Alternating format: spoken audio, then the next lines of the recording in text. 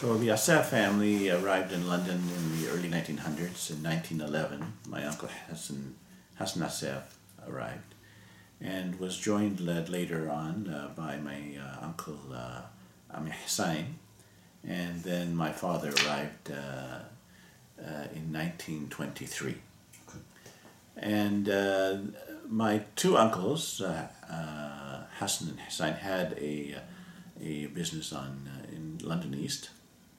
Real estate business? No, it was a dry goods store. It was a store where they sold probably a general store. And then as things developed, my Hassan got into the hotel business later on. And unfortunately, Hassan passed away in the 40s, in 1940s he passed away. And my dad went on to move to Glencoe, where he opened up a successful small restaurant business, and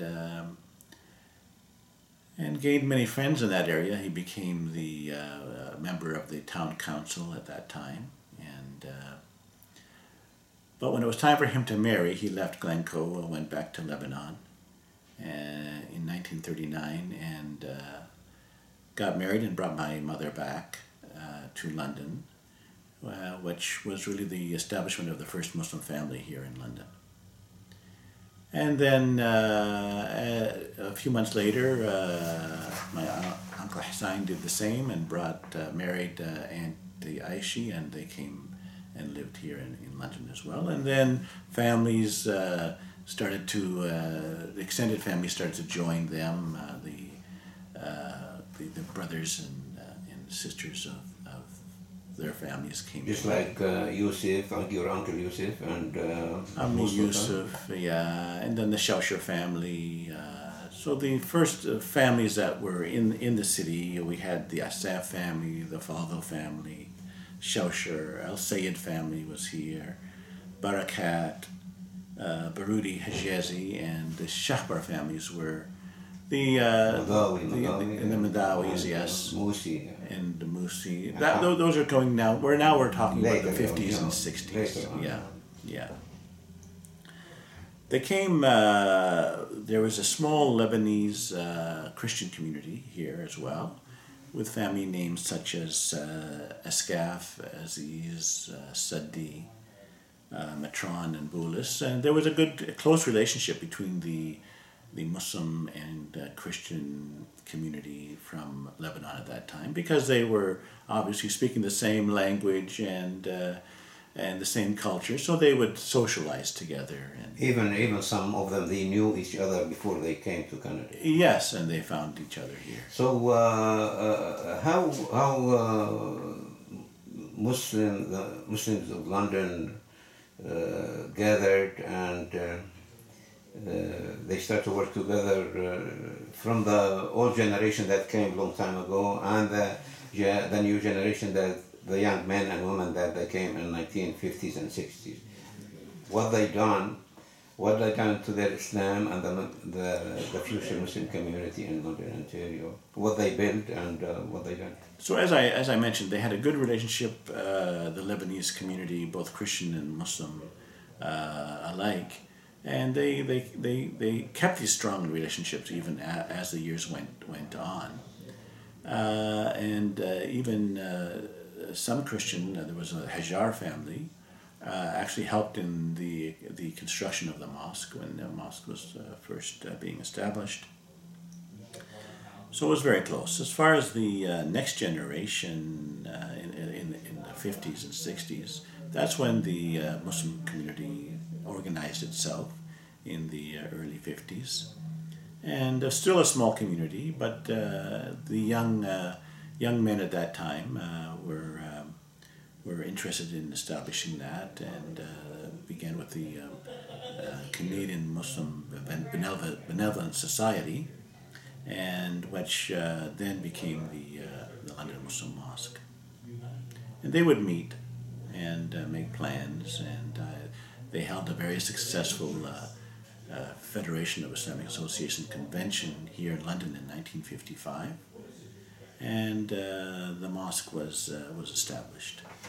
Yeah, did that Islamic Federation convention that was in 1995 in London, Ontario, financially help the Muslim community in London?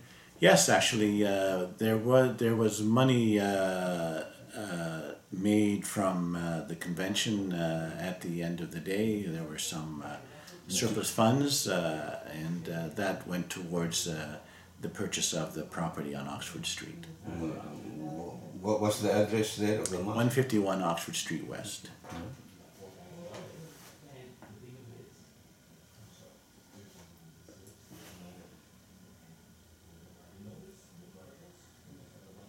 Okay, today what's the children and the grandchildren of the old generation and the younger generation that came in the 50s to London, Ontario, what they are doing for their Islam in the present time in London? So presently, the Islamic community, the Muslim community in London, I mean, has just the growth has been tremendous in the members of the community, and the generation that followed has spent time, effort, and money to prepare for the larger numbers. We have three major organizations in London: the London Muslim Mosque, the Islamic Centre of Southwest Ontario, and the Muslim Association of Canada. And we're going to end up with three large facilities, with the Muslim Association of Canada now coming with a new project that they expect to start construction this year. So the growth has been tremendous, and the support from the community for their institutions and their organizations has been great, and they've really worked tremendously hard to build for the present and the future of the community. So what's the generation of the early Muslims and the younger Muslims that came in 1950, 60, what they built from the year 1950s to 1999? So that generation really established the foundation. They started by, first, as I mentioned, purchasing the property at 151 Oxford Street, and then building the first mosque in Ontario, almost by hand. A lot of the work was done by volunteers, and so whatever the volunteers could do, they did. And so they established that, built the mosque, and it was opened in 1964. Following that, in the 1980s, the community started to look at expanding the facility on Oxford Street, and then built an Islamic school next to the mosque, which was opened in 1996. How this Islamic school was built and who got involved? So the Islamic school was built through the funds of the community. It was all funded by the community. It is a school that operates JK to grade 8, a full program, Ontario curriculum with Islamic and Quranic education for the students. The staff are mostly, I could say, all from the community, that are professional educators, and the school is attended by over 300 students daily. We also continue to run the weekend Sunday, what we used to call Sunday school, but now we run it Saturday and Sunday with over 400 students attending the weekend school. So what's the branches came out from the old mosque on 151 Oxford Street was according to other mosques or Islamic schools? So we have sprouting from that, as I mentioned, the London Islamic School, and gymnasium that was built and added to the school in the early 2000s.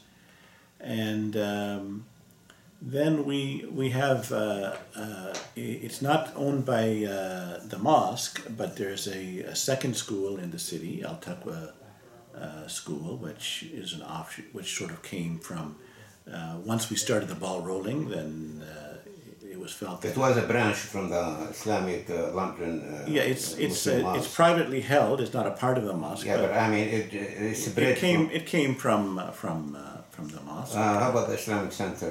The Islamic Center also was established, and now we have MAC also coming with a new project, which all sort of sprouted from they all look to the pioneers for their inspiration when they built their institutions.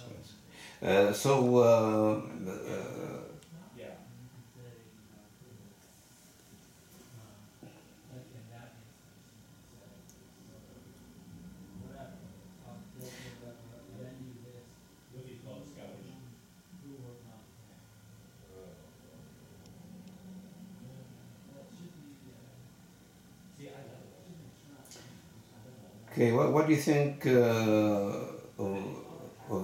the future of Muslims in the future in Canada and Muslim communities in Canada? They could do good things for themselves, for Islam, to help others, and keep the land of Canada healthy and strong, and a peaceful place to live at. These are challenging times for the Muslim community. Muslims and Islam are being targeted by unfairly by media and some politicians with certain slant. But for the most part, we have been successful in showing the true nature of our faith, of our culture, and for the most part, I would say, or majority of Canadians do not buy the narrative that's being promoted in some circles, that there is there's something to fear against a large Muslim community in this country. For the most part, a majority of Canadians simply understand that that's not true. This is a wonderful country, and Muslims have contributed to this country for over 100 years. You can go to any institution, whether it's education, medical, engineering, and you will find Muslims in business or in business, yes, of course. You will find Muslims participating, and in a lot of cases leading those organizations. Education. Absolutely, absolutely. Thank you, Adeeb. Thank you. Assalamu alaikum.